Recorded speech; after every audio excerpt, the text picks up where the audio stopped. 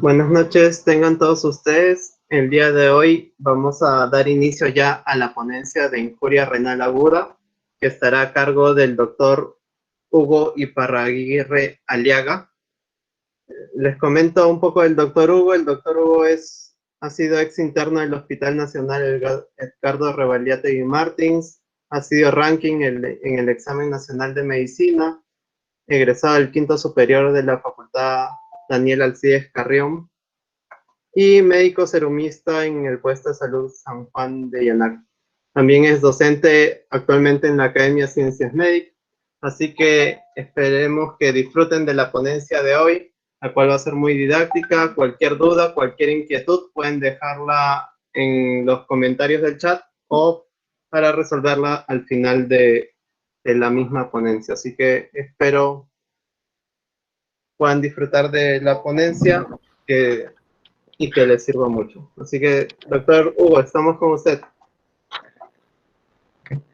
Muchas gracias, Felipe. Buenas noches a todos. Quiero empezar agradeciendo la oportunidad que me ha brindado la Sociedad Científica de Medicina de Ica de poder compartirles el día de hoy el tema de injuria renal aguda, un tema importante por su elevada frecuencia en la medicina de urgencias y de emergencias.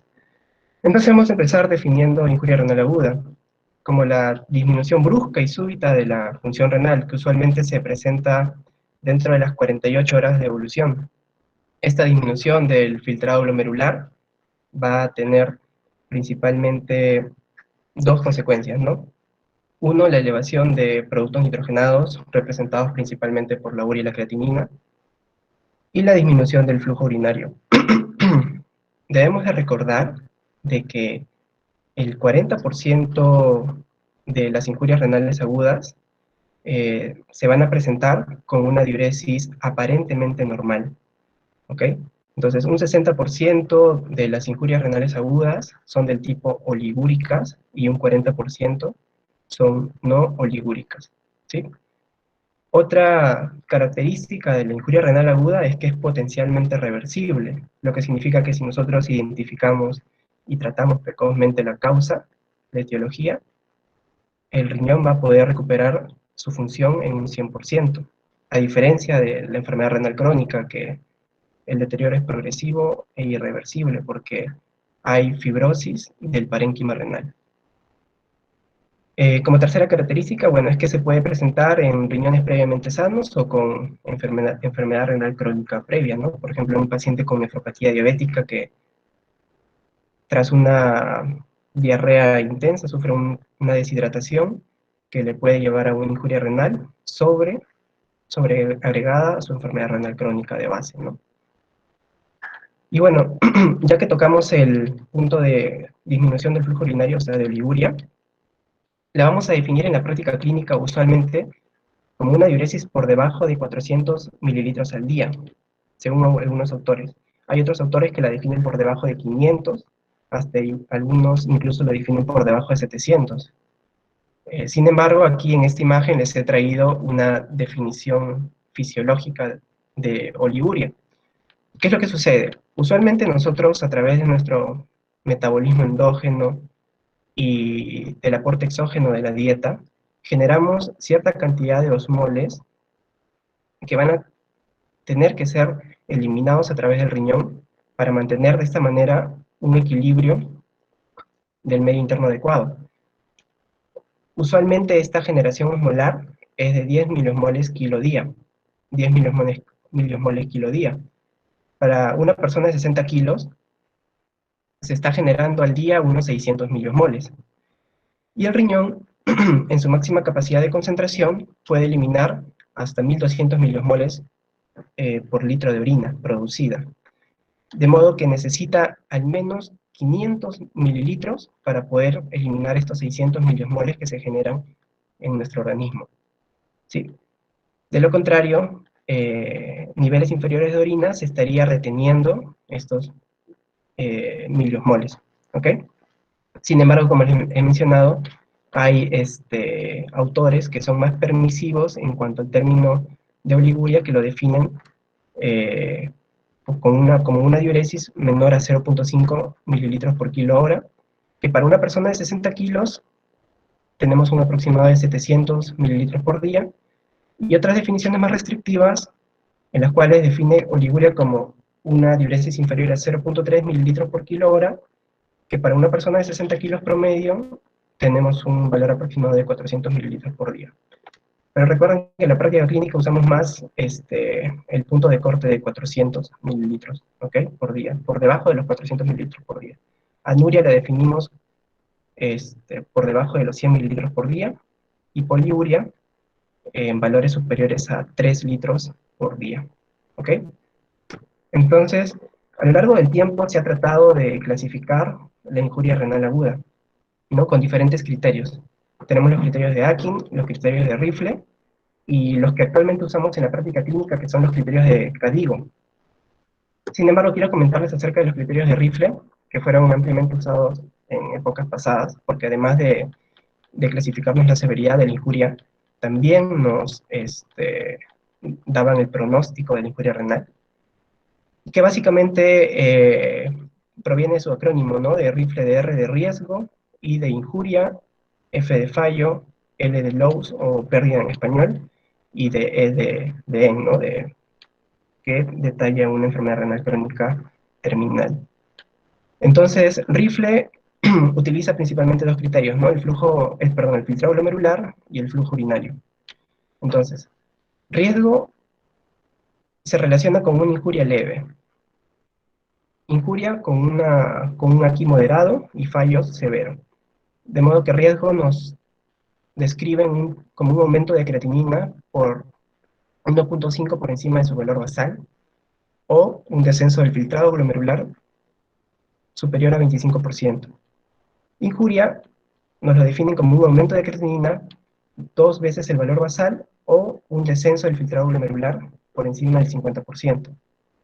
Fallo lo definen como un aumento de creatinina por 3 veces el valor basal, o un descenso del filtrado glomerular mayor al 75%, o cualquier valor de creatinina sérica mayor o igual a 4 miligramos por decilitro. Ahora, si vamos a los criterios del flujo urinario, riesgo lo definen como un flujo urinario por debajo de 0.5 mililitros kilo hora por 6 horas, injuria como un flujo urinario por debajo de 0.5 mililitros kilo hora por 12 horas, y fallo como un flujo urinario por debajo de 0.3 mililitros kilo hora por 24 horas, o anuria por más de 12 horas. Si nos damos cuenta, para riesgo e injuria se utilizan los criterios permisibles de oliguria, ¿no? De 0.5 mililitros kilo hora. En cambio, para fallo ya utilizamos el criterio más restrictivo de oliguria, por debajo de 0.3 mililitros kilo hora. Ahora, debemos de saber que usualmente un paciente con injuria renal aguda, al día 14 de evolución, entre el día 14, el día 14, día 21, ya está recuperando paulatinamente, progresivamente su función renal. La mayoría de los pacientes recuperan la función renal hasta un 90% dentro de las 4 semanas de evolución. Sin embargo, hay un 10% en la cual la injuria renal se vuelve persistente, ¿no? Si esta injuria renal persiste por más de 4 semanas, ya estamos en lo que es pérdida, ¿no? Un loss de la función renal. Y si este fallo renal persiste por más de 3 meses, ya estamos definiendo lo que es una enfermedad renal crónica. Recuerden este punto del corte de 3 meses, porque define ya una enfermedad renal crónica, ¿no? Ok.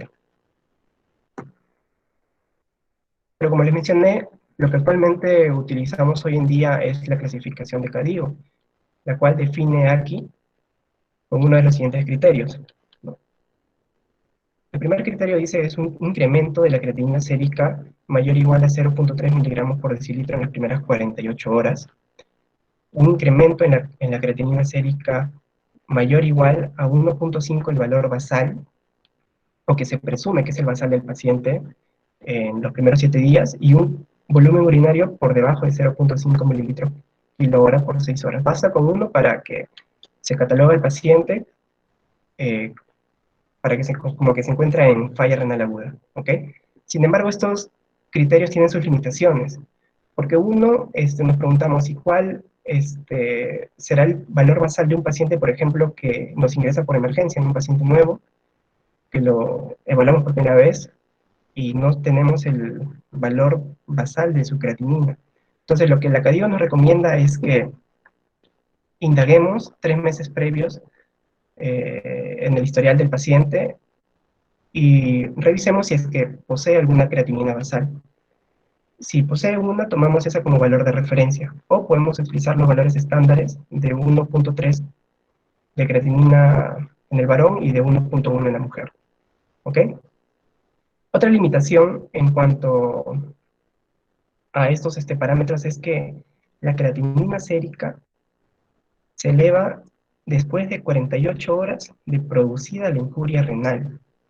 Esto debido a que la creatinina en sí es un marcador de la función renal, más no un marcador de lesión renal. Por eso que se están estudiando, se están investigando otros biomarcadores para los cambios en la función renal.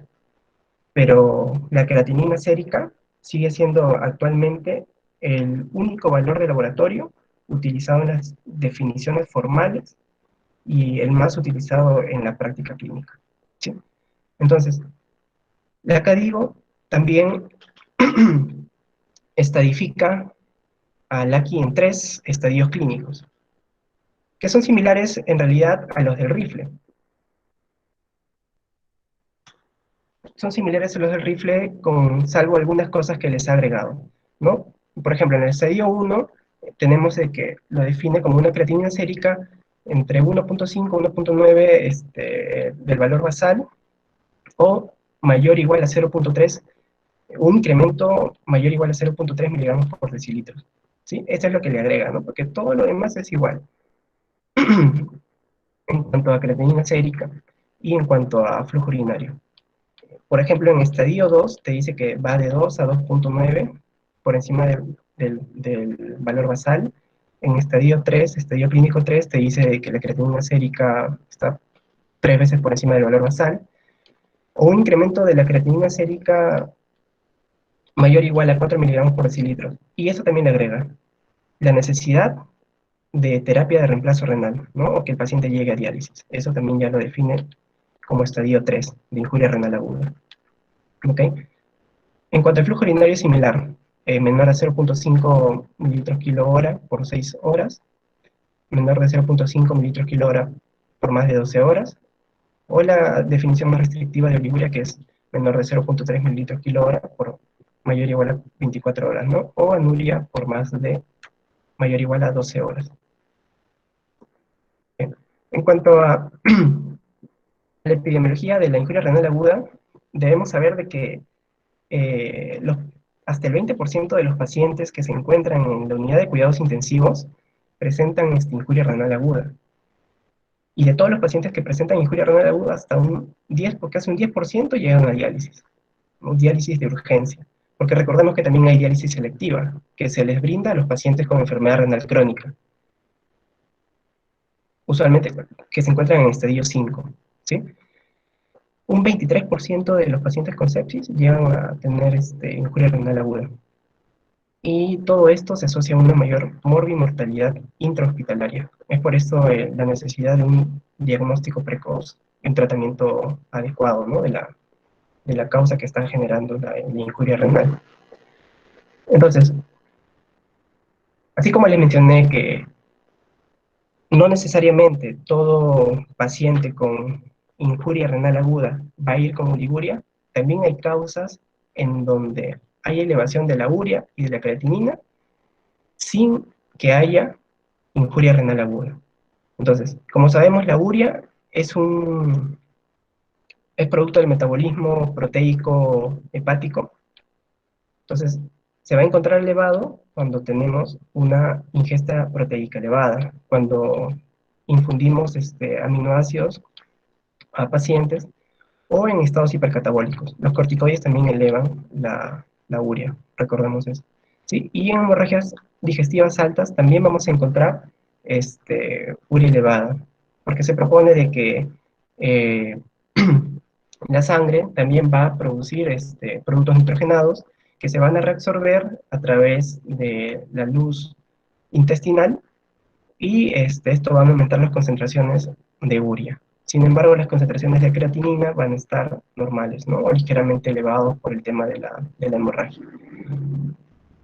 De modo de que la relación urea-creatinina también es de valor diagnóstico en cuanto a una hemorragia digestiva alta, ¿no? Y la creatinina, que es debido al producto del metabolismo muscular, se va a encontrar elevado también en situaciones de rhabdomiólisis. El cotrimoxazol y la cimetina también elevan la creatinina. Bien, miren, este cuadrito nos muestra el diagnóstico diferencial de la injuria renal aguda y de la enfermedad renal crónica.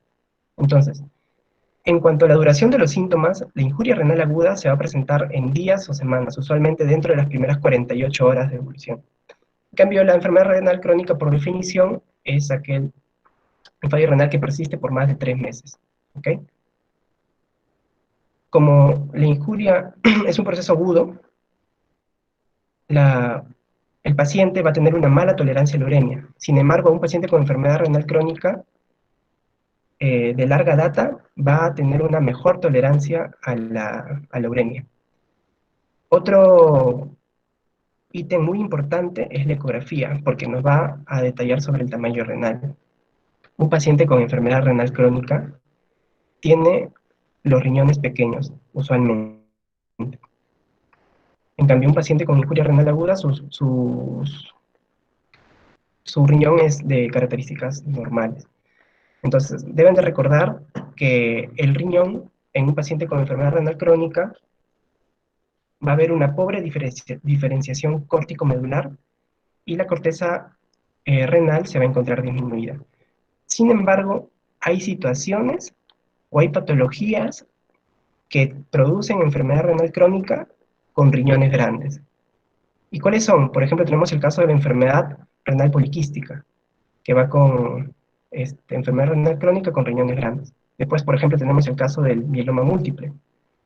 También otro ejemplo es la amiloidosis, que es una enfermedad infiltrativa.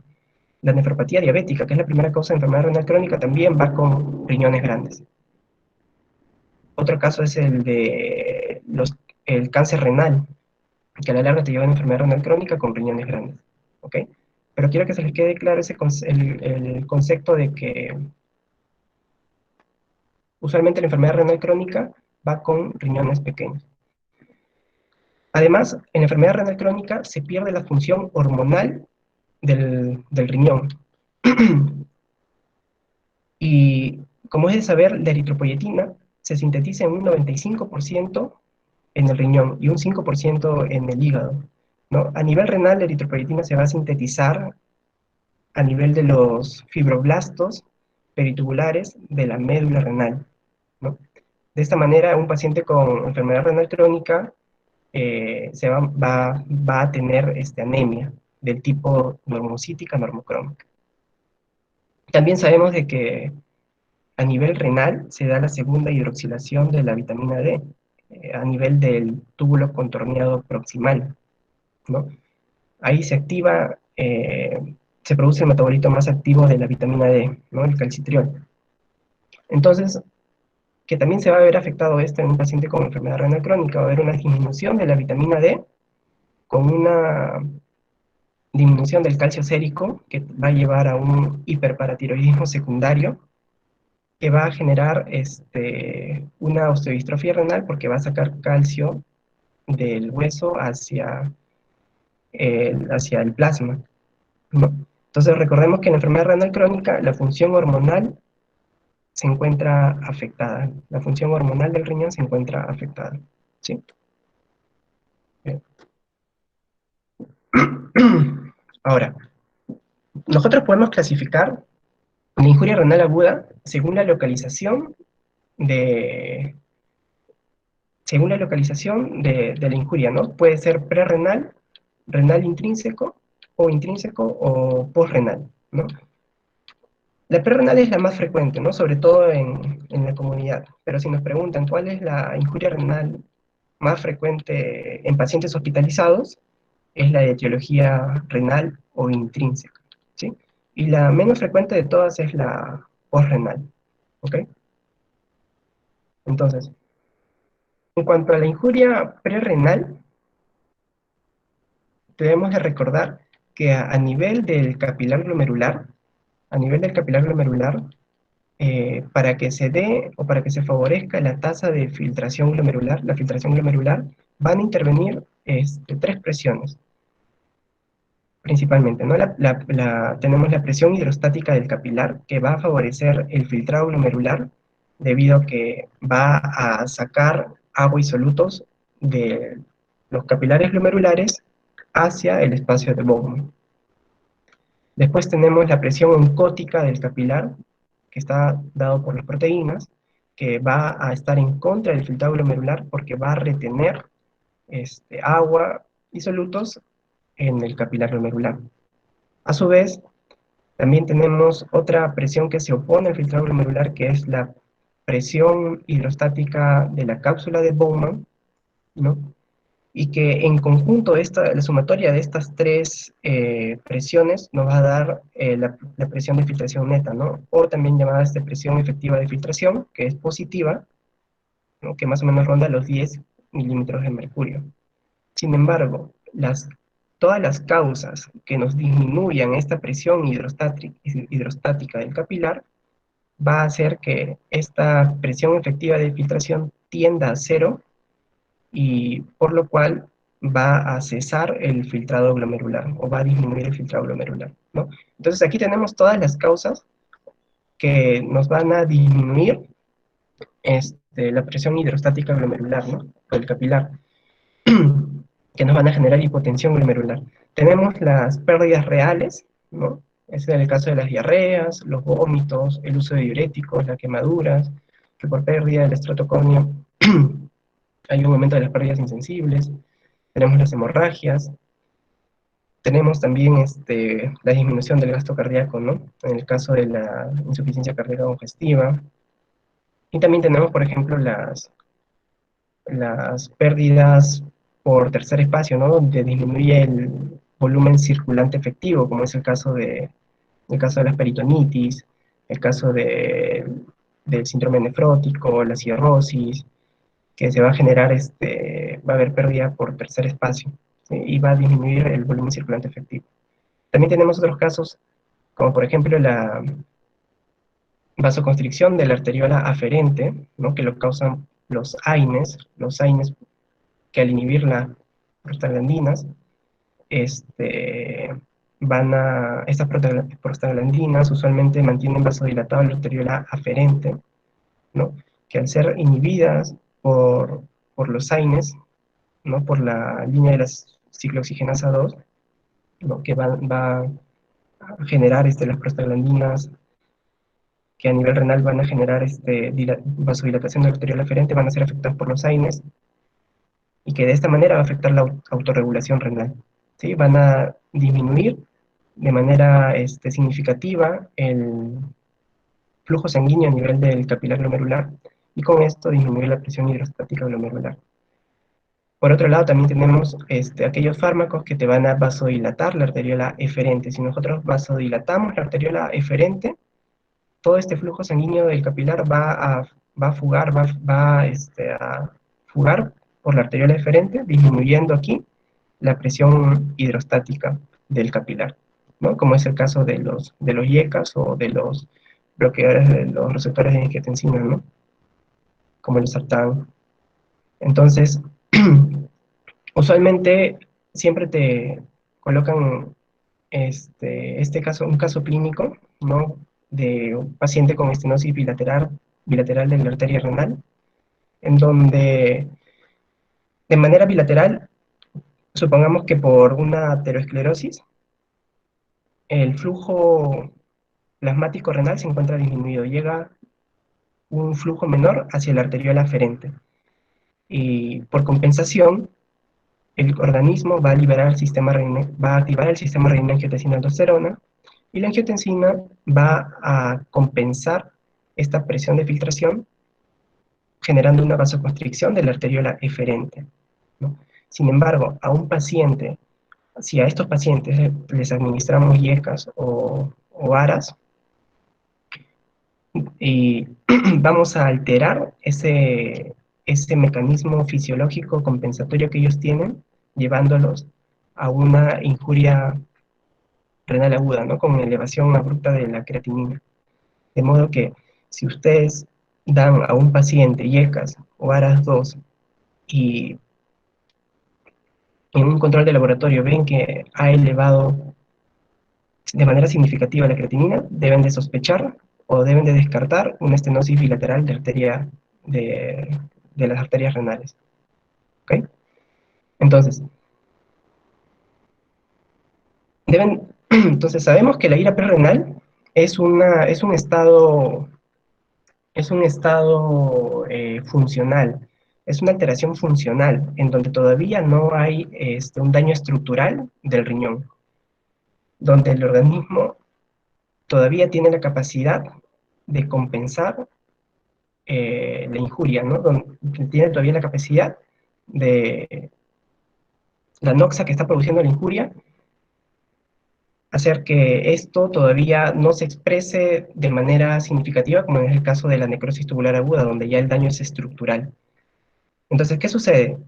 Como va a haber una disminución de la tasa de filtración glomerular, se va a activar el sistema renina-angiotensina-aldosterona. La angiotensina va a generar vasoconstricción de la arteriola eferente. ¿No? La aldosterona va a generar una mayor reabsorción de agua y sodio. Y a través de la hormona antidiurética se va a expresar más acoporinas a nivel del túbulo colector medular, favoreciendo la reabsorción de agua. Y recordemos que esta reabsorción de agua por arrastre va también a permitir la reabsorción de urea, ¿ok?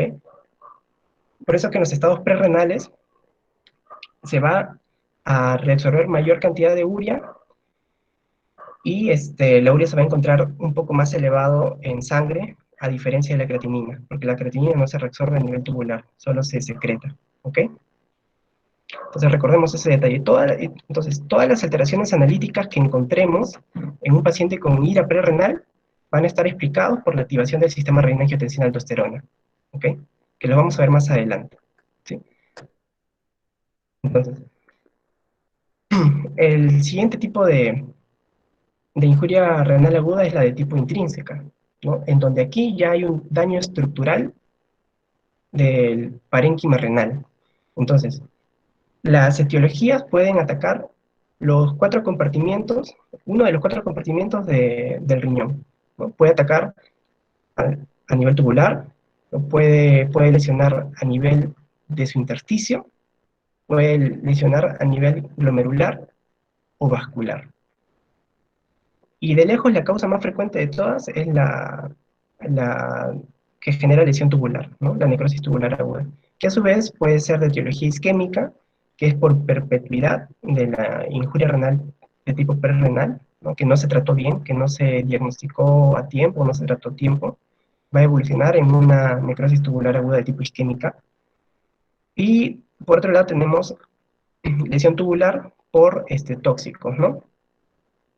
Lo podemos clasificar por tóxicos endógenos y tóxicos exógenos. Algunos de estos tóxicos, sobre todo los endógenos, van a generar obstrucción tubular. ¿Ok? Los segundos en frecuencia son las patologías que atacan el intersticio del riñón, ¿no? Generando las nefritis intersticiales agudas. Tenemos del tipo alérgica, que son las más frecuentes, pero también tenemos de etiología infecciosa, tenemos de etiologías autoinmunes. ¿Sí? Y en menor medida son aquellas patologías que afectan al glomérulo o a nivel vascular. ¿Sí? Entonces, de este lado tenemos un cuadrito donde nos detallan varias causas por ejemplo, de necrosis tubular aguda, ¿no? Ya sabemos que la más frecuente es la de tipo isquémico, ¿no? Y es la más frecuente en general de las iras intrínsecas. Después tenemos por tóxicos. Como les mencioné, las podemos clasificar en tóxicos endógenos y tóxicos exógenos. Dentro de los tóxicos exógenos tenemos, por ejemplo, los fármacos, ¿no? Por ejemplo, los aminoglucósidos. Sabemos que son bien nefrotóxicos. Tenemos también, por ejemplo, el aciclovir, sobre todo cuando lo usamos por vía intravenosa. tenemos la anfotericina B, tenemos, por ejemplo, el cisplatino, la vancomicina, etcétera, ¿no? ¿Qué otros tóxicos exógenos también son frecuentes? Por ejemplo, los contrastes, ¿no? Los contrastes iodados, sobre todo los contrastes iodados hiperosmolares. Por eso que actualmente ya no se usan con tanta frecuencia los contrastes hiperosmolares, sino los isosmolares, que no son tan nefrotóxicos. También por toxicidad exógena tenemos, por ejemplo, los venenos, ¿no? Venenos de serpiente o por mordedura de araña, ¿sí? Y dentro de los tóxicos endógenos tenemos, a ver, aquí, sí, dentro de los tóxicos endógenos tenemos, por ejemplo, la hemoglobina. La hemoglobina, por ejemplo, en situaciones de hemólisis intensa, se va a filtrar a nivel glomerular y va a producir a nivel tubular obstrucción, ¿sí? Y esto te va a llevar a una injuria renal de tipo intrínseca. La mioglobina también, en situaciones de rectomiólisis, se va a liberar bastante mioglobina que va a filtrar, se va a filtrar a nivel capilar, glomerular y va a generar una obstrucción tubular. ¿Okay? Luego tenemos, por ejemplo, los cristales, ¿no? Los cristales de ácido úrico. Eh, por ejemplo, tenemos el caso de los pacientes que hacen síndrome de lisis tumoral, ¿no? Pacientes que tienen usualmente neoplasias hematológicas, que son sometidos a quimioterapia. La quimioterapia, al producir una destrucción extensa de estas células, va a liberar todo su contenido, todos los iones intracelulares, como es el caso del potasio, del fósforo, del magnesio, y también se va a liberar este ácido úrico. Este ácido úrico va a filtrar, se va a filtrar en la nefrona y a nivel tubular se va a precipitar generando una ira intrínseca, ¿no? Por ejemplo, también tenemos el caso de los cristales por oxalato. ¿Quiénes van a presentar esta obstrucción tubular por oxalato? Por ejemplo, los pacientes con hipervitaminosis C. También hay situaciones de hiperoxaluria primaria, ¿no? O, por ejemplo, pacientes con enfermedad de Crohn. Estos pacientes, igual, por la elevada cantidad de oxalatos, se va a filtrar a nivel glomerular y va a generar a nivel tubular una obstrucción, ¿no? Entonces, aquí tenemos de manera más detallada, ¿no? Aquellos antibióticos nefrotóxicos, ¿no? O antifúngicos. Por ejemplo, la aminoglicosida, la vancomicina, fotiricina B, aciclovir. Recordemos que los, los nefrotóxicos o las toxinas endógenas, perdón, exógenas, usualmente se suelen ir con una insuficiencia, una injuria renal de tipo no oligúrica, ¿ya? De tipo no oligúrica. Y debido a que son no oligúricas, van a ser de mejor pronóstico que las de tipo oligúricas, porque las de tipo oligúricas, al haber retención de agua, va a generar sobrecarga hídrica, va a descompensar a un paciente porque también va a haber más retención de productos nitrogenados, más elevación de los iones, como por ejemplo el potasio, que te va a llevar a arritmias cardíacas, ¿no? Entonces, por eso que las iras no oligúricas son de mejor pronóstico que las iras oligúricas, ¿sí? Y otro dato curioso de los aminoglicósidos es que te genera injuria renal aguda con potasio disminuido, ¿ok? Usualmente la AQI, o la injuria renal aguda, va con potasio elevado, ¿sí?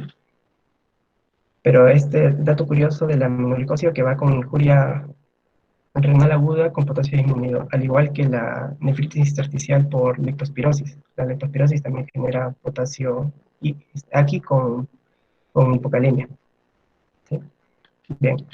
También tenemos, por ejemplo, ya les mencioné, ¿no? Quimioterápicos como el cisplatino, el metrotexate, el veneno de serpiente, ¿no? Tenemos las causas de obstrucción tubular, que produce la mioglobinuria por radiomiólisis, por traumatismo, pacientes que convulsionan, causan mioglobinuria. La hemoglobinuria también genera obstrucción tubular, los cristales de oxalato y de ácido úrico, y el mieloma múltiple por la elevada producción de paraproteínas, ¿no? Eh, van a filtrar también a nivel glomerular y van a generar necrosis tubular aguda, ¿no? Muy bien. Entonces, ¿qué es lo que sucede en la necrosis tubular aguda? Fisiopatológicamente se distinguen tres estadios o tres fases, ¿no?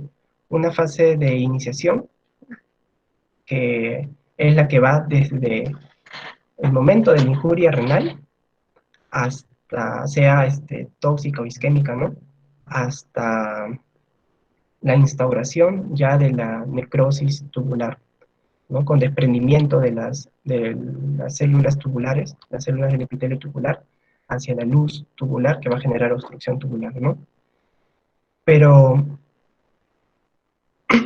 esta fase de iniciación va a venir seguida de la fase de mantenimiento, la cual va a ir hasta que se produce la recuperación de la diuresis, ¿no? O del filtrado glomerular. Esta fase de mantenimiento es la fase más crítica o la más severa, porque es hasta donde más cae la tasa de filtración glomerular, y por ende es donde se van a presentar las complicaciones, ¿no? Como la sobrecarga hídrica, los trastornos electrolíticos, la clínica urémica, ¿no? Etcétera.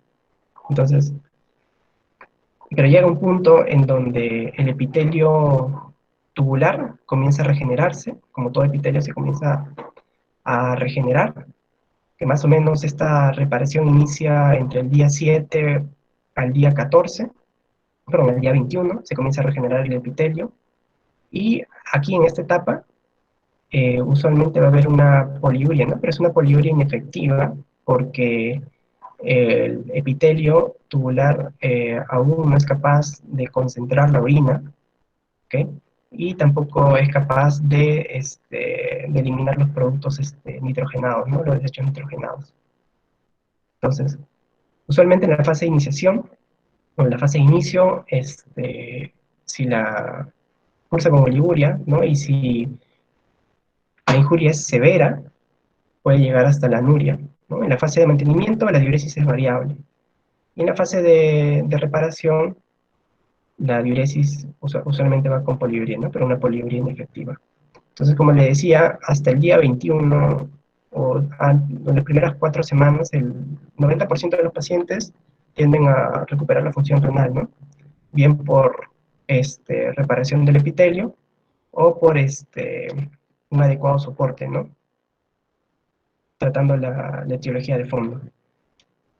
Pero un 10%, debido a si la noxa fue muy agresiva, llega a requerir diálisis, ¿no?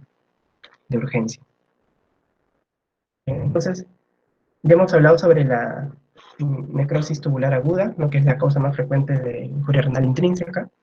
En segundo lugar tenemos la nefritis intersticial aguda, ¿no? Que básicamente puede ser producido por medicamentos, ¿no? Que generan una nefritis intersticial de tipo alérgica. Y la causa más frecuente de nefritis intersticial de tipo alérgica son los beta-lactámicos. En primer lugar, los beta-lactámicos, pero también son producidos por las sulfas, y acuérdense de los AINES, ¿no? Que también producen nefritis intersticial aguda. Recuerden que los AINES en sí producen cuatro tipos de lesión renal. Uno, o sea, el más frecuente el mecanismo de lesión renal de los AINES es la injuria de tipo prerrenal, ¿no? Por vasoconstricción de la arteriola aferente, ¿no? Como ya lo hemos visto. El segundo mecanismo de lesión renal de los AINES es justamente la nefritis intersticial aguda. El tercer mecanismo de lesión renal es la nefritis intersticial crónica. Y el cuarto mecanismo de lesión renal de los AINES es la acidosis tubular renal tipo 4. Esos son los cuatro principales mecanismos de lesión renal de los AINES, pero el más frecuente y de lejos es la producida por falla prerrenal. ¿Ok? También tenemos al lopurinol, al IBP como causante de nefritis tubulointersticial aguda. También tenemos de causas infecciosas, ¿no? Bacterianas, bueno, en el caso de pielonefritis aguda, que la etiología más frecuente es por E. coli. Y recuerdan aquí también la tuberculosis, ¿no? La tuberculosis, muy frecuente en nuestro medio, genera a nivel renal, y específicamente a nivel intersticial, nefritis intersticial aguda, ¿no? Usualmente la tuberculosis afecta principalmente la corteza, ¿no? El intersticio de la corteza renal, ¿sí? Y recuérdense que llega ahí por diseminación hematógena, ¿ok? La afectación renal de la tuberculosis es por diseminación hematógena. Y también aquí otra causa es la infecciosa, es la leptospirosis, ¿no? La leptospirosis que recuerden que también va con potasio bajo, o injuria renal con potasio bajo. Luego tenemos las causas autoinmunes, como es el caso de lupus, vasculitis, Sjögren, y la glomerulonefritis postestreptocócica, ¿no? Posinfecciosa. Entonces, esas son las causas. En cuanto a la clínica, qué vamos a, qué tenemos que saber de la clínica? Bueno, puede cursar con fiebre, ¿no? Y esto es característico, la eosinofilia, sobre todo en casos de nefritis intersticial de tipo alérgica, ¿no? En la orina vamos a encontrar cilindros leucocitarios, al igual que la pielonefritis, pero ¿qué sucede? Que si es de etiología farmacológica, si es por antibióticos, usualmente vamos a encontrar a predominio eosinofílico. Y si es por AINES, además de eosinófilos, tenemos que encontrar linfocitos. ¿Ok? Si es por AINES, también pocos eosinófilos y linfocitos. ¿Sí? Entonces, va a haber hematuria no glomerular y proteinuria tubular, ¿no? ¿Qué es la proteinuria tubular? O sea, ¿por qué se caracteriza la proteinuria tubular? Uno, que no es una proteinuria intensa, pues, ¿no? Como la de rango, como las producidas por las proteinurias glomerulares. Otro, que la proteinuria tubular usualmente se filtran o se pierden proteínas de bajo peso molecular, ¿sí? A diferencia de la proteinuria glomerular, que se filtran proteínas de alto peso molecular, ¿no? Como la albúmina. En caso de las nefritis intersticiales, usualmente se filtran la beta-glicoproteína, ¿no? Que es una proteína de bajo peso molecular. ¿Sí? Muy bien, entonces, ¿qué debemos hacer? Si es medicamentosa, uno, suspendemos el fármaco que la está produciendo y podemos usar corticoides, ¿no? Si es infecciosa, debemos de tratar la infección, ¿no? Y luego tenemos la injuria de tipo postrenal, ¿no? Que es la menos frecuente de todas. Y de igual manera, ¿no? ¿Por qué se produce? Se produce por un aumento en la presión hidrostática a nivel de la cápsula de Bowman, ¿no? Que va a ir en contra o va a hacer que cese el filtrado glomerular, ¿no? Entonces, ¿cuáles son las causas de las iras postrenales? Tenemos, por ejemplo, de causas infravesicales y supravesicales, ¿no? Las infravesicales son las más frecuentes porque para que haya una ira postrenal, la obstrucción debe ser bilateral, ¿sí? ¿Ok? Debe ser bilateral. De modo que si es supravesical, supongamos que hay un cálculo, ese cálculo usualmente debe ser bilateral, que es poco infrecuente, para que te pueda producir una ira postrenal. En cambio, si es infravesical, como es en el caso de la hiperplasia benigna de próstata o de un NM de próstata, va a ser más frecuente que te genere una uropatía obstructiva bilateral, ¿no? Pero también tenemos otras causas que, por ejemplo, generan UPO, como es la enfermedad por IgG4 que genera fibrosis, ¿no? La fibrosis retroperitoneal te genera también uropatía obstructiva. El cáncer de cervix en estadio 3B también te lleva a hidronefrosis por afectación anexial, ¿no? Etcétera. Pero en el varón, obviamente, el lejos más frecuente es por hiperplasia benigna de próstata, ¿no? Bien.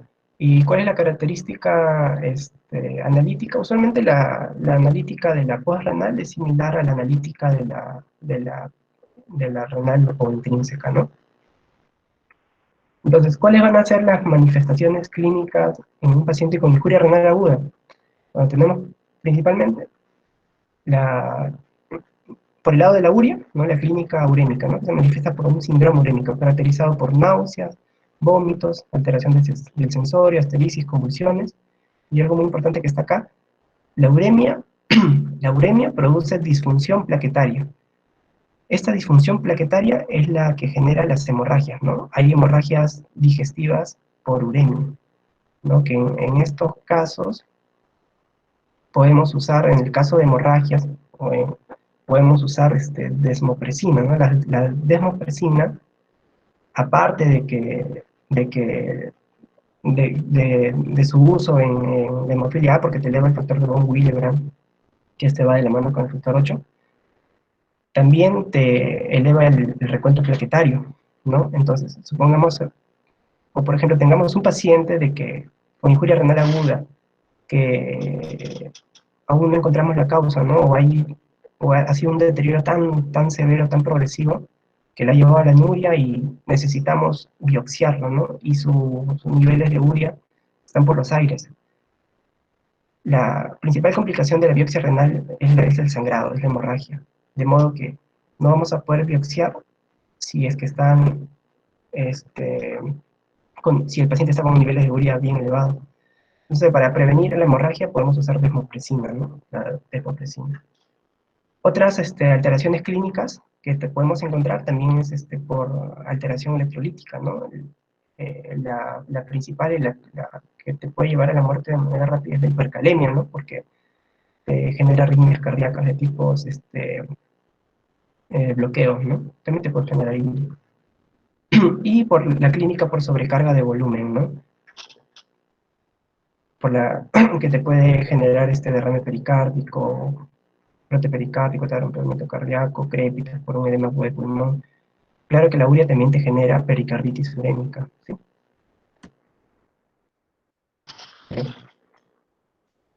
Entonces, aquí también quiero que recuerden que el principal ion que se eleva en la injuria renal aguda es el potasio. Y el principal ion, o el primer ion que se eleva en la injuria renal, perdón, en la enfermedad renal crónica es el fósforo, ¿sí? Y en la injuria renal aguda, el único ion que se encuentra abajo, o que usualmente está abajo, ¿no? Que no siempre, es el sodio, ¿ok? La injuria renal aguda cursa con hiponatremia.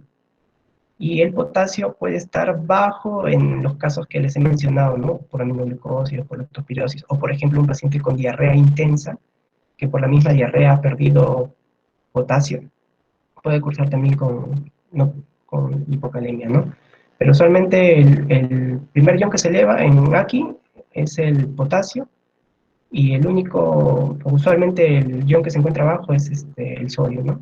En cambio, en la enfermedad renal crónica, el primer ion que se eleva es el fósforo, y los dos iones que se encuentran abajo son el sodio y el calcio, ¿no? El sodio por hiponatremia dilucional, ¿no? Debido a que hay una sobrecarga hídrica, ¿no? Va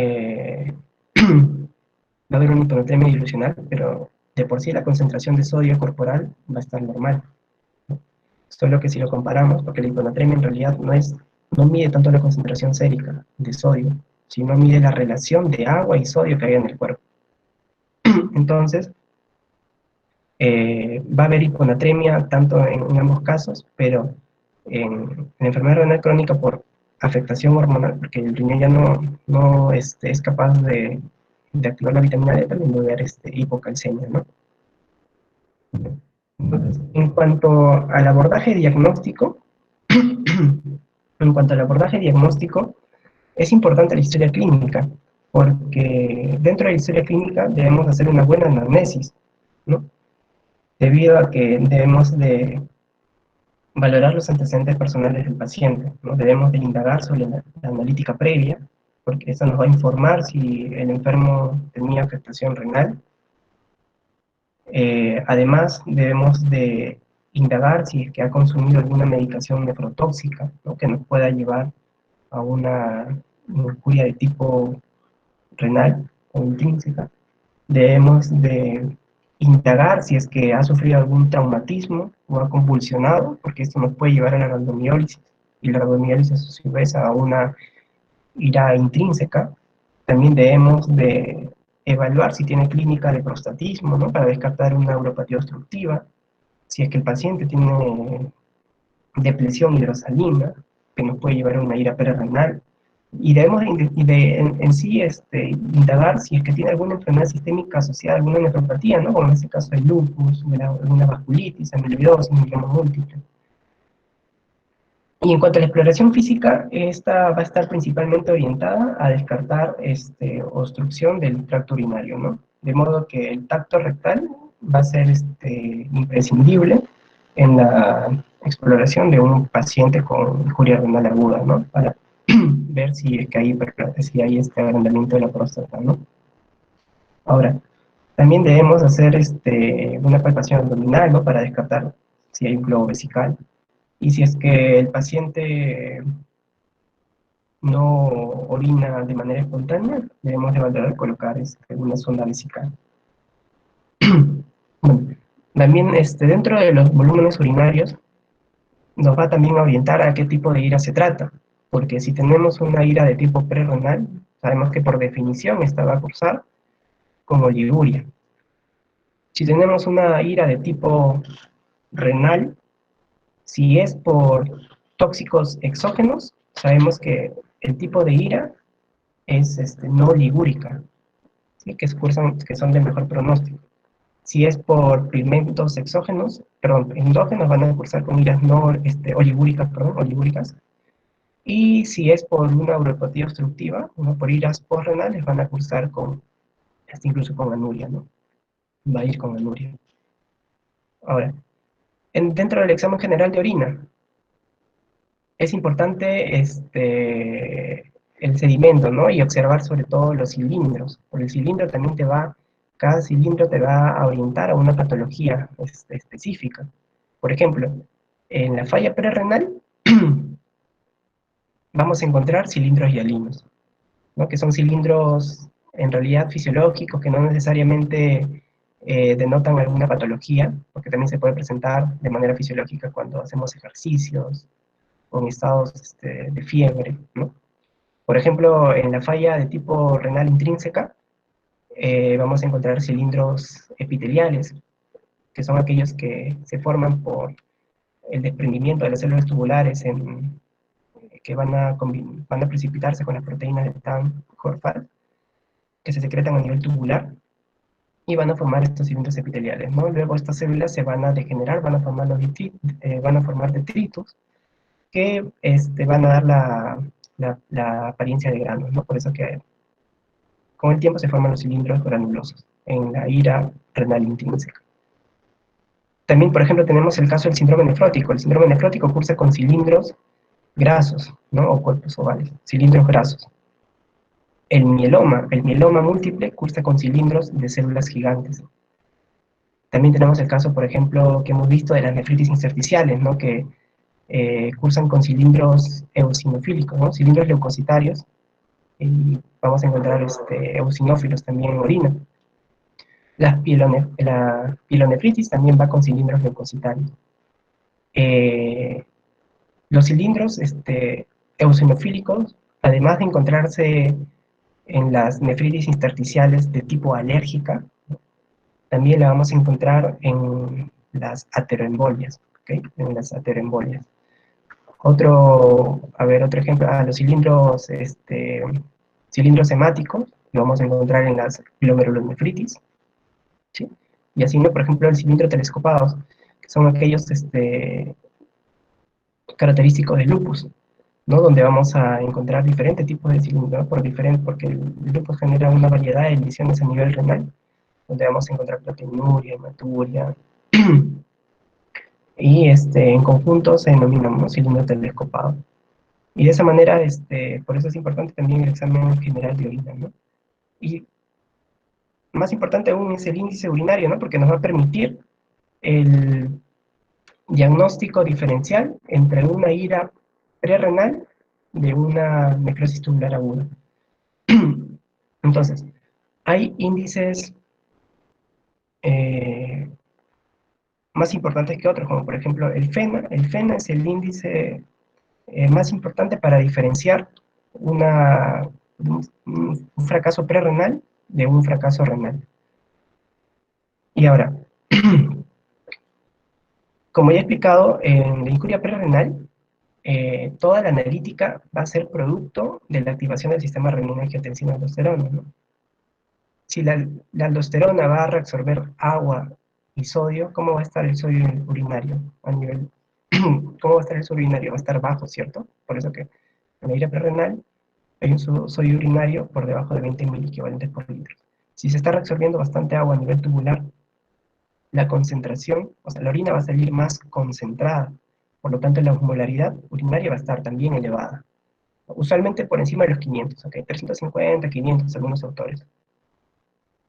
Como la ira prerrenal es todavía un daño funcional, más no estructural, el sedimento urinario va a estar normal. Proteínas negativas, la densidad urinaria, ¿no? Que es lo que usamos, en nuestro medio usamos más densidad urinaria que osmolaridad urinaria. Igual, ¿no? Como la orina va a estar concentrada, la densidad va a estar elevada, ¿no? Usualmente por encima de 1018. ¿Ok? Según 1018. Eh, el cociente urea-creatinina, hemos dicho que en la falla prerrenal, la hormona antidiurética va a generar una mayor reabsorción de agua y por arrastre también se va a reabsorber la urea a nivel del túbulo colector medular. La urea se reabsorbe a nivel del túbulo colector medular y también del túbulo contorneado proximal. ¿Ok? Entonces, y como la creatinina no se reabsorbe a nivel tubular, este cociente va a aumentar, ¿no? Porque aumenta el numerador. Entonces, la relación o el cociente urea-creatinina va a estar elevado por encima de 40. Y el FENA, ¿no? Por último el FENA, ¿no? Pero no menos importante, por el contrario, el más importante, que acá quiero que aprendan o que se les quede el concepto, ¿no? Más que la fórmula, porque tiene su fórmula, es que el FENA, o fracción excretada de sodio, la fracción urinaria excretada de sodio, es o indica el porcentaje o sea, qué porcentaje de todo el sodio filtrado se llega a excretar a nivel de la orina, ¿no? ¿Qué porcentaje de todo el sodio que se filtra a nivel del glomérulo se llega a excretar por la orina? Entonces, si tenemos una amplia reabsorción de sodio inducida por la aldosterona, al final el porcentaje de sodio excretado va a ser bajo, ¿cierto?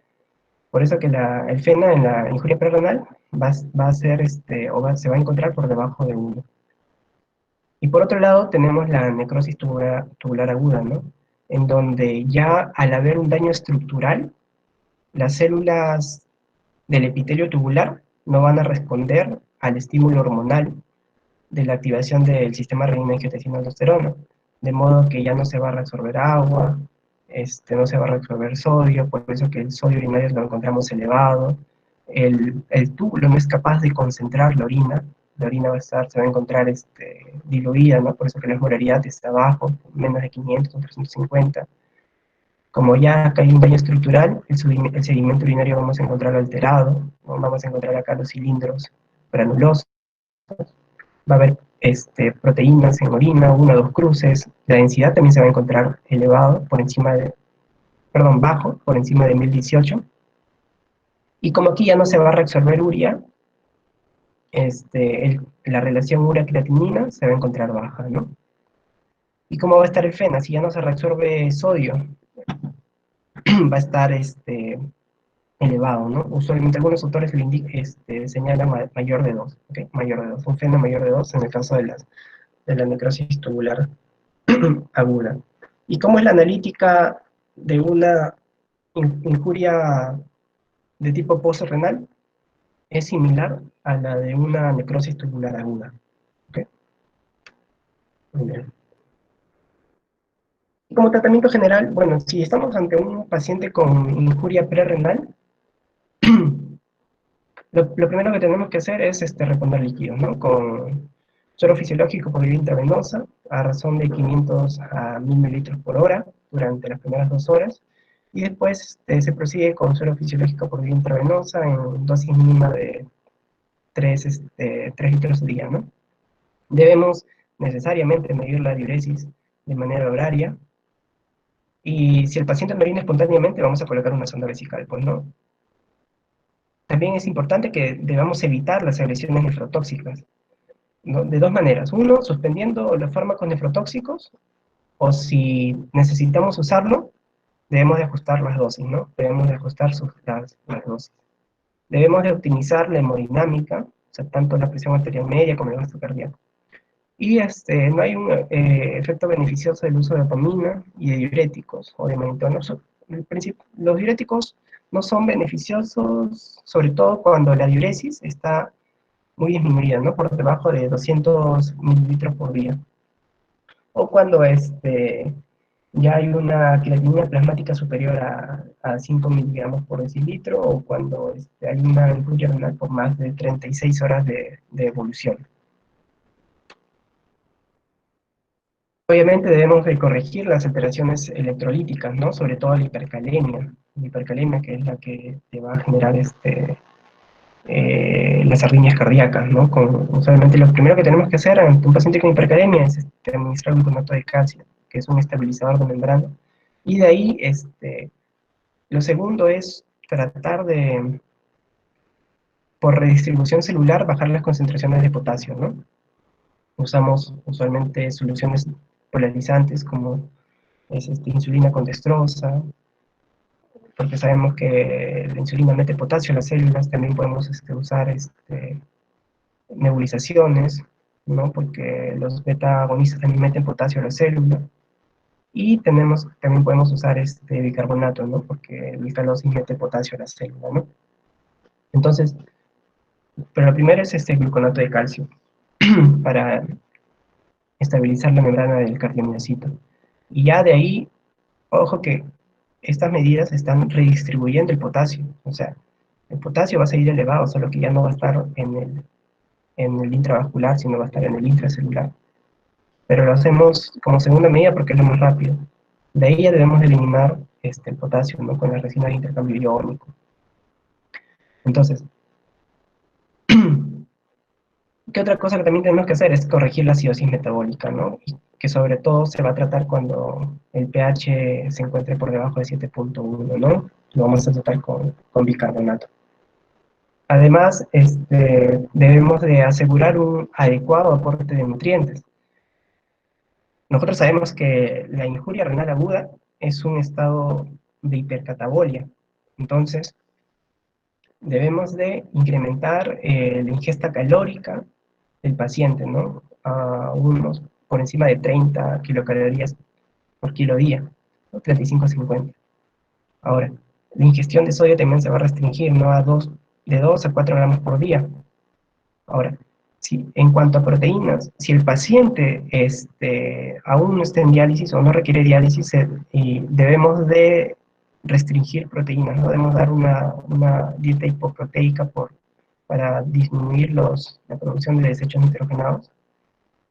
Y vamos a dar habitualmente una ingesta proteica de 0.5 gramos de proteína de alto valor biológico, que son las proteínas que el cuerpo no puede sintetizar, las proteínas esenciales, ¿no?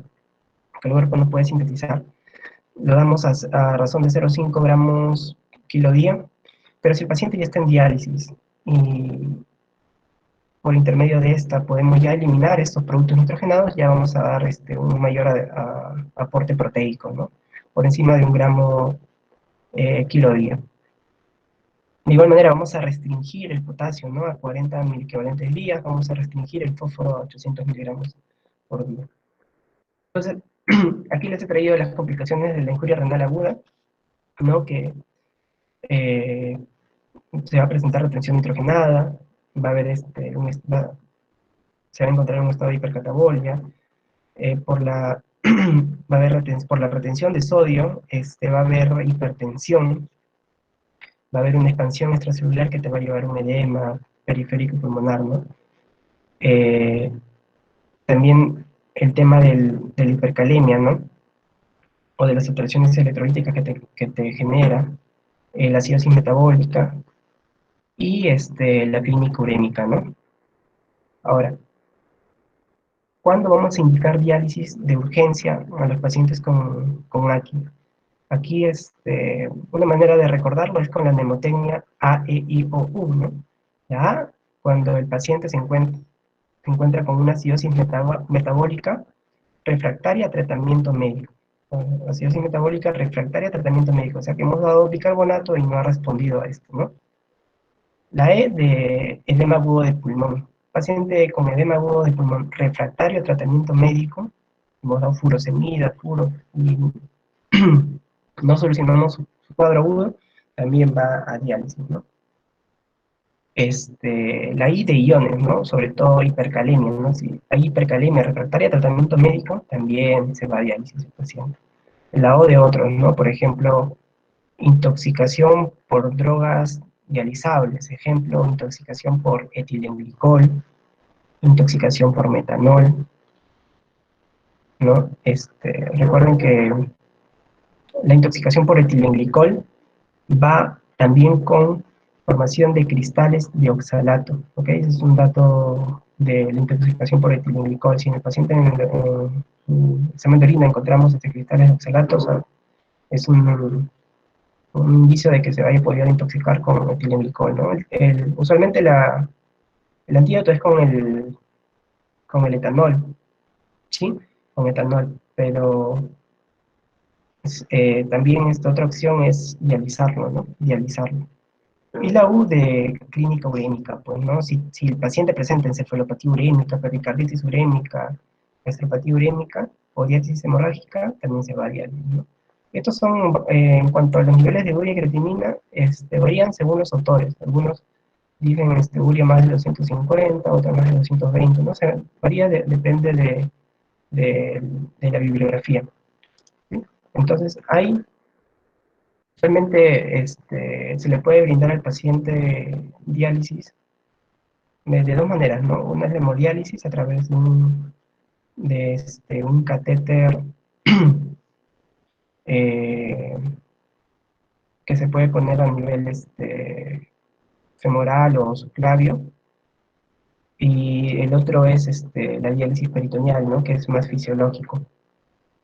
Entonces, recuerden que una de las complicaciones de la diálisis es que se administra o sea, el paciente en diálisis peritoneal se usa el peritoneo como barrera de filtración, ¿no? Por eso es más fisiológico. Y se le coloca este catéter, ¿no? El catéter Tenkov, que va conectado a las bolsas, ¿no? Con que ahí están los solutos, y todo eso. Recuerden que la infección eh, más frecuente de diálisis peritoneal es o el microorganismo asociado a infección en pacientes con diálisis peritoneal es por el epidermidis, ¿ok? Por epidermidis. En cambio, por pacientes con hemodiálisis, cuando te dicen, usualmente cuando te dicen bacteriemia primaria, por epidermidis. Y también está asociado epidermidis a infección de catéter en pacientes con diálisis peritoneal, ¿ok? Muy bien.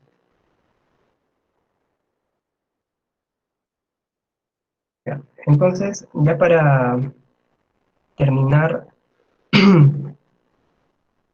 ya para terminar la revisión, y debido a la crisis sanitaria, ¿no? Por la que actualmente está pasando el país, les he querido presentar una imagen que nos describe cómo es que el virus SARS-CoV-2 puede causar lesión renal, ¿no? Ya que se ha informado que hasta en un 25% de los pacientes críticamente enfermos con infección por SARS-CoV-2 desarrollan una lesión renal aguda, ¿no? Especialmente en aquellos que tienen comorbilidades subyacentes, ¿no? Como hipertensión, diabetes, obesidad, etc.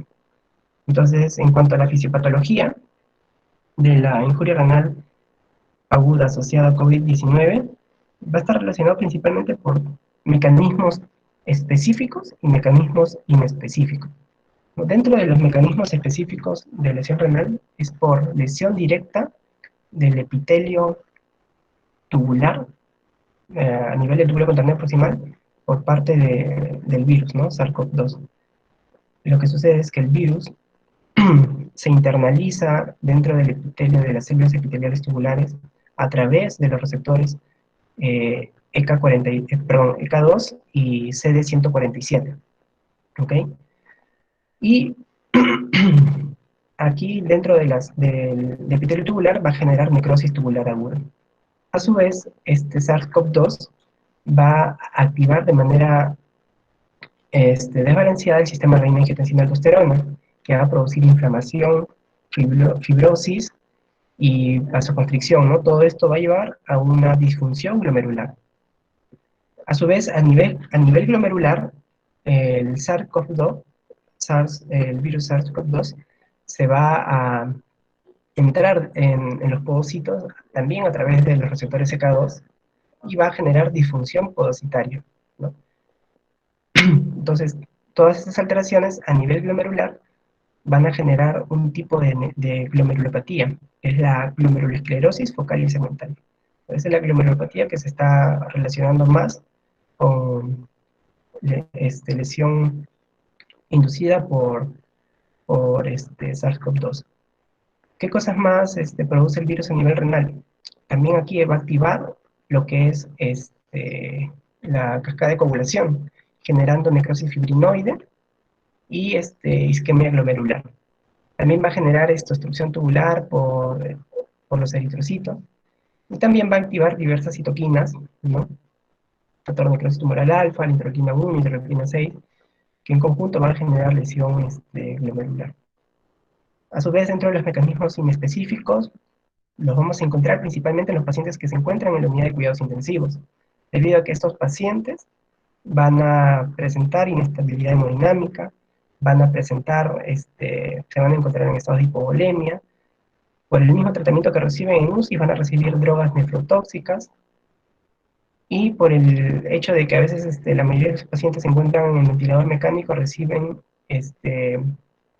altos niveles de PIB, van a en su conjunto generar falla renal. ¿Okay? Entonces, de todas maneras, se están investigando hasta la fecha más mecanismos de lesión renal directa para de esta manera tener un tratamiento específico, ¿no? Para la injuria renal aguda inducida por COVID-19, ¿no? Pero hasta la fecha no existe todavía tratamiento específico para la falla renal aguda inducida por COVID-19. Y bueno, sin más que decir, doctores, agradezco su atención. Muchas gracias.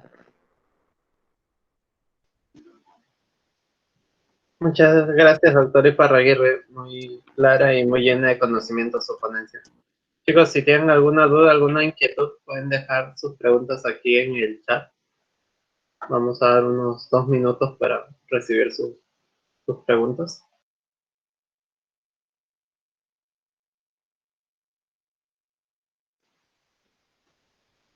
Doctor, acá tenemos una pregunta. Carla nos pregunta, dice: buenas noches, doctor. Gracias por la ponencia. Mi duda es con respecto a la poliuria posterior al sondaje por ira obstructiva. ¿Se deja que se elimine todo o se tiene un cuidado en especial? No, se debe tener un cuidado especial debido a que esta poliuria, cuando nosotros desobstruimos a un paciente cateterizado de manera brusca, vamos a generar un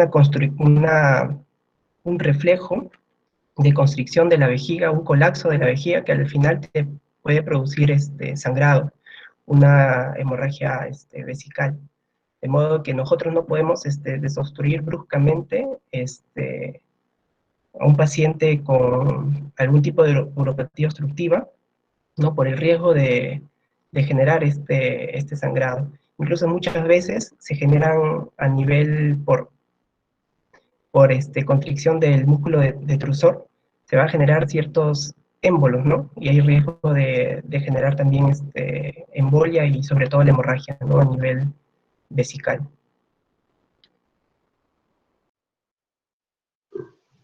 Muchas gracias, doctor. Doctor, yo también tenía una pregunta. ¿Qué tan frecuente es en nuestro medio la injuria renal aguda por lo que son medicamentos? Han mencionado los AINES y aquí también en nuestro país los antituberculosos. ¿Qué tanta frecuencia dan injuria renal aguda? ¿No? Sí, y sí, en nuestro medio la frecuencia es muy alta. Lo que sucede es que muchas veces cursan de manera subclínica, ¿no? Porque muchas veces nosotros prescribimos AINES o drogas nefrotóxicas y no llevamos un control o no hacemos un control de la creatinina a las 72 horas de prescribir estas drogas, ¿no? Nefrotóxicas. Entonces, o sea, la frecuencia es muy alta, solo que muchas veces cursan de manera subclínica, ¿no? Y no solo las diagnosticamos este, de manera incidental, ¿no? Ya con un paciente hospitalizado. Entonces, es por esto que, por ejemplo, en el caso de los aminoglicósidos, no se recomienda prescribirlos por más de 7 días, ¿no? Porque de por sí los aminoglucósidos son siempre nefrotóxicos, solo que como cursan con un tipo de injuria renal no oligúrica, eh, pasan muchas veces desapercibidos, ¿no? Es por eso que eh, a mí no se usa ya en el esquema de tuberculosis, y es necesario siempre ajustar dosis en caso de pacientes con enfermedad renal crónica o con enfermedad renal de base, ¿no? Muchas gracias, doctor. Doctor César nos pregunta también, ¿en una injuria renal aguda siempre dará una hipocalcemia e hiponatremia? No, en la aguda solo se presenta hiponatremia. En la crónica, sí, los dos electrolitos que están bajos son el sodio y el calcio, en la crónica, por el tema de la pérdida de función hormonal del riñón, ¿no?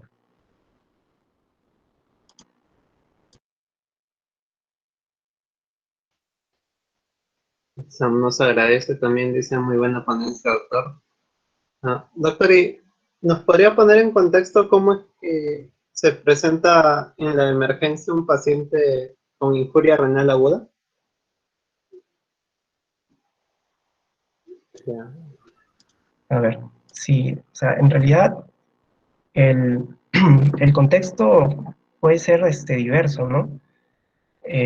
Por ejemplo, en el caso de las injurias prerrenales, pues el paciente nos va a llegar con un estado de depresión de volumen, va a llegar deshidratado, va a llegar hasta incluso con trastorno del sensor.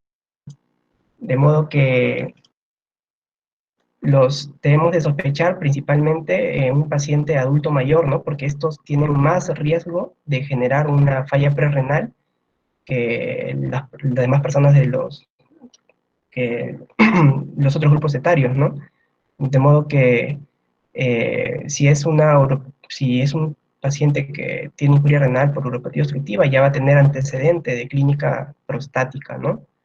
Entonces, ya un paciente que usualmente, si se trata de un paciente con injuria de tipo prerrenal o posrenal, lo podemos seguir observando en emergencia, ¿no? Pero si ya se trata de una injuria de tipo renal, se tiene ya que este, avisar o mandar una interconsulta al nefrólogo, ¿no?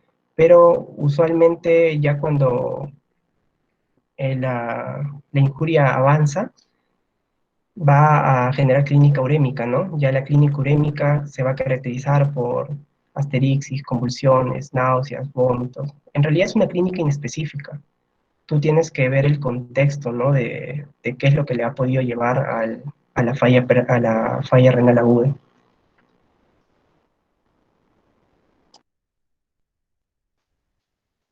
Perfecto, doctor. Muchísimas gracias. Aquí hay una pregunta más de Che. Chesley nos dice, en un paciente hipertenso con presencia de edema, ¿qué guía clínica podemos tener en cuenta para identificar deflexión de volumen a nivel intravascular?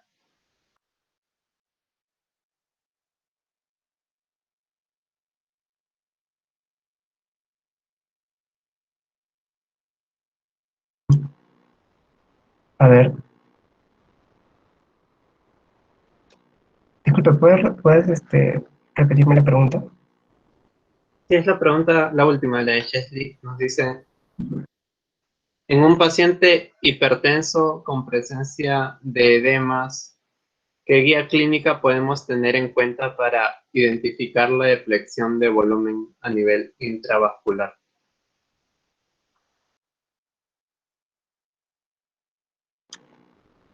Ya. A ver, en un paciente hipertenso con presencia de edema, ¿qué guía clínica podemos tener en cuenta para identificar depresión de volumen a nivel intravascular? Bueno, en general, un paciente hipertenso debemos de, uno, evaluar la función renal, usualmente cada 3 meses, ¿no? Pero si una guía clínica estándar, usualmente nosotros en el caso de, en el caso de salud nos basamos en lo que es las guías del IECSI, ¿no?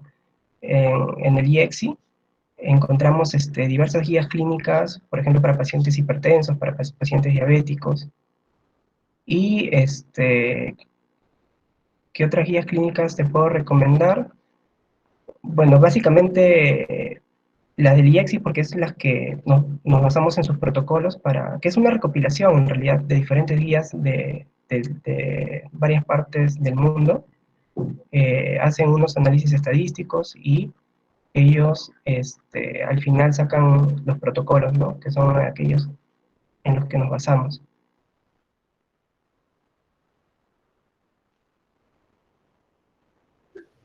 Perfecto, doctor. Entonces, Alejandra Rodríguez también le agradece. Excelente ponencia, muy buena ponencia. Bueno, doctor Iparraguirre, en nombre de la Sociedad Científica de Estudiantes de Medicina de ICA y a nombre del Comité Permanente Académico, estamos muy agradecidos por su tiempo, su dedicación y su ponencia. Y nada, mandarle un saludo desde aquí y esperamos tenerlo en una próxima oportunidad, quizá con algún otro tema de interés académico. Muchísimas gracias, doctor. Gracias a ustedes, gracias por la atención. Perfecto, chicos. Entonces, ya con todos los conocimientos vertidos el día de hoy, se les envía el link del post-test para que puedan recibir su certificación. Recuerden de preferencia utilizar un correo Gmail, ya que la certificación es automática y les llegará a su bandeja de entrada. Si es Hotmail, recuerden revisar su bandeja de spam, ya que a veces llega allí. Y nada, chicos, los esperamos